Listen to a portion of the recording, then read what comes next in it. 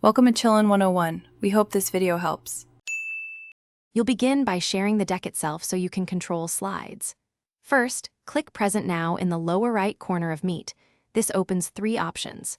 Choose your entire screen to show everything, a window to show only the slide app, or a Chrome tab for smoother video and audio.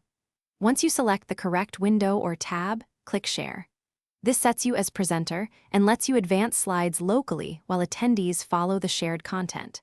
Once sharing starts, you control what participants see by advancing the deck. Use keyboard arrows or spacebar to move forward and backspace or left arrow to go back. This works for PowerPoint, Google Slides, and Keynote. If you shared a Chrome tab, keyboard shortcuts still work and Chrome optimizes frame rate. Make sure to use Presenter View or a second monitor if you need notes. That way you see cues while the audience sees only the slide itself. To finish, click Stop Sharing or choose a new Present Now option to switch. If slides lag or freeze, stop and reshare the specific window or switch to your entire screen for stability. Lowering tab video or closing heavy apps can help. If participants report no audio or video, make sure Chrome or Meet has microphone and camera permissions, then reconnect to the meeting.